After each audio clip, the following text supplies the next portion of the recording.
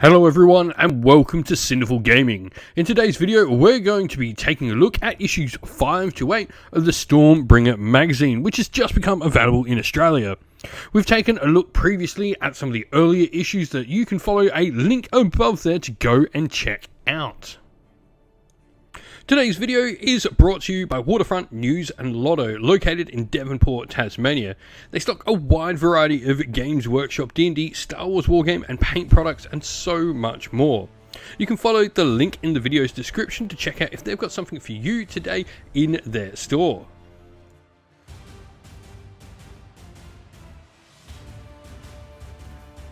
And so here we have the contents of issue number 5 of Stormbringer.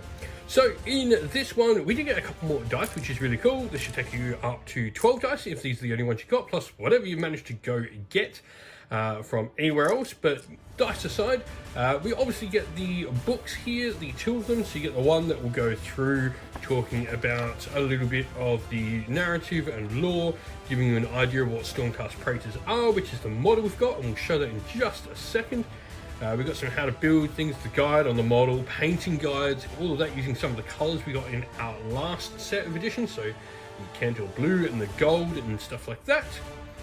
We then just get some stuff on showing some War Scrolls. Now, like I said in the last one, a lot of these will be out of date soon because we do have a new edition of Warhammer Age of Sigmar coming that has been revealed. So a lot of that will be out of date soon, so we've not been worrying too much about the rules side of these. But there is some basic stuff in this that will help. We obviously get a look at what's coming in the next issues there, and we'll show them in just a second. And you get this second little pamphlet here as well, which sort of just tells you a little bit about the Kruleboyz on one side and the Stormcast on the other, just giving you an idea of some of the other cool units we have. But the big thing here with issue 5 is we get this miniature here, and this is a Praetor Prime. Every time we get Stormbringer, we do get some really cool limited edition minis, and the Praetor Prime is the one we get for this. You can see up here, nice and close. A really cool character. There are no like unique rules to this model. It is just a cool alternative sculpt. You can see it pictured here on the magazine as well. A really nice sculpt for the model. Issue 6 will give us our next lot of models for the Kruleboyz, and as you can see here, we're going to get 10 Hogrot Slitters. As always, we get our magazine. You get a ton of bases. Just make sure you got 10 slotted bases in there because that's what you'll need. Make sure none are falling out. Standard sort of stuff though, looking over painting guides and how to build, a little bit of narrative there as well, and some battles and tactics and stuff like that. But the big thing in this one is the Hogrot Slitters. Now, in this lot of 4 we're doing today, these are the only Kruleboy models that we do get in this lot.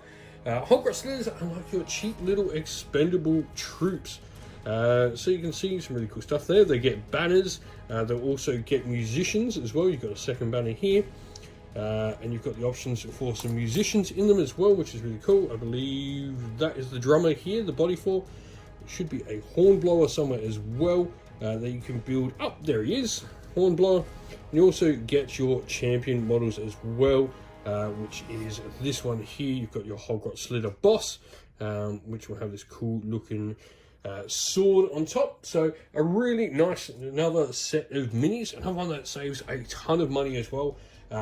This one, you know, Hogrots are going to be way more than the 20 bucks you're paying for them in this one. Next we have issue 7. Now this one did get shaken a little bit up in the mail, unfortunately, and you do get, you know, your magazine, same standard stuff. This one actually teaches you a little bit about some of the realm spheres and how sort of the universe of Age of Sigmar works, which is really cool. And then you've got some cool wound markers here you can cut out that will be really helpful for your games, which is nice. And then going through some painting guides, painting up different bits and pieces of all your models and stuff like that. This one has a big guide on movement, which is something that's not going to be changing an awful lot in the game. This is something I really would have a good read of in the magazine.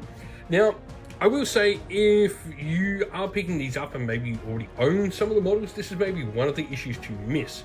A few reasons for that is the contents of this don't actually add up to the $20 if you bought the stuff separately. If you want the magazine though, obviously you want to pick it up for maybe the completion of the set, that's something. You do get these cool little rulers. Now, like I said, mine got a bit bent, but this is nothing a nice heavy book won't be able to fix by sitting on for a little bit. A 12-inch ruler. It's got some cool little Age of Sigmar iconography on it. But we do get two paints. First of all, we have Catagen Flesh. This is a nice dark skin tone color. I really like this. I think this is a really good color.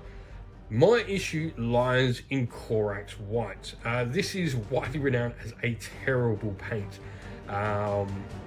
If you grab this, even for just completion, I'd pick up a different white. This is sort of an off-white. It's meant to be a base for your whites, but it does have really bad problems with clumping and just not being a nice paint to work with. Go find like a light grey from some other ranges. I think you'll have a much better time with the paint. And so our last issue of Stormbringer in this set that we've gotten is issue number 8 now. This once again has your main sort of book in here. Guide to like undercoating models, which is really cool, and some interesting information in undercoating. Talking a lot about like using your base colors properly, different ways to undercoat, which is really nice, and goes through, you know, some more painting guides and stuff like that, of all the different models going through different parts of the game. Once again, a lot of this will be changing soon in Age of Sigmar proper. That's why we've been doing our sort of series focusing on Warcry to begin with until we get the new edition. It does show you some cool things here. Coming in the next edition, we've got a new Cruel Boys model, which is a Swarmcrawler Shaman with Potrot. Really fun for Warcry. What's cool about this one here is this one's actually something we call Warhammer Underworlds, and the Warhammer Underworlds Warband will be able to teach you a brand new side game from Age of Sigmar when this one comes out as well. But with all of that, we do also get a cool brush in here. This is one of Games Workshop's STC brushes. Brushes are one of those things that people will talk about for so long. Something to remember is there's only a very small amount of actual brush manufacturing companies in the world. Many of the companies that people will recommend to you are just supplied by the same place. What these STC brushes though are, is these are synthetic brushes, not made with sable hair.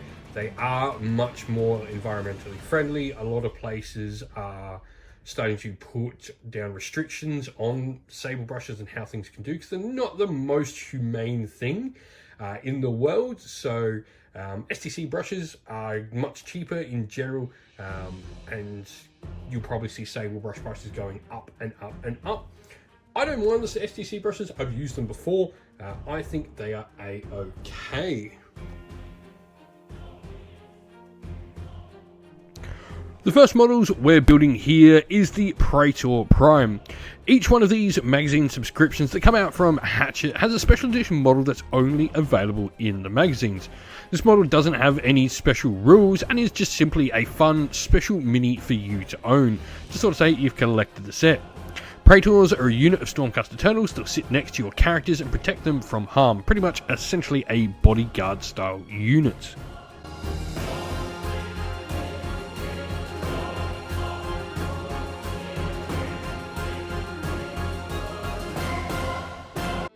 Next up, we are building the only models we actually get from these 4 editions of the magazine for the Cruel Boys, the Holgrot Slitters. They're a cheap, small unit of grots. They provide bodies, some short-range shooting, and they're pretty much a good meat shield for your much more important Oryx up on the battlefield. Worth noting here as well, there will be some extra parts when you're building this kit, so keep those aside, keep them somewhere safe, where you know they are, because they'll be important for building later issues.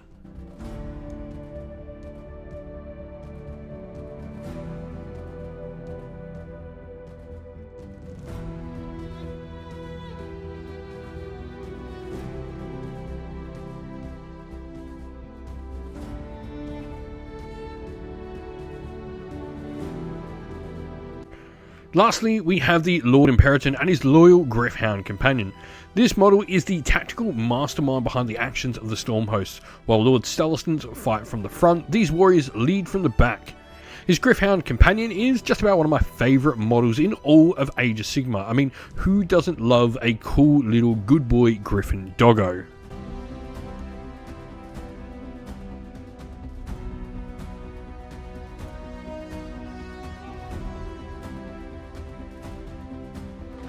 And so we hope this video was helpful in getting you started with Warhammer Age of Sigmar and showing you all the things that come inside the Stormbringer magazine. If you have any other questions at all, please comment down below, and while you're there, don't forget to drop a like, subscribe and join our Discord server to check out all of our future Warhammer Age of Sigmar content.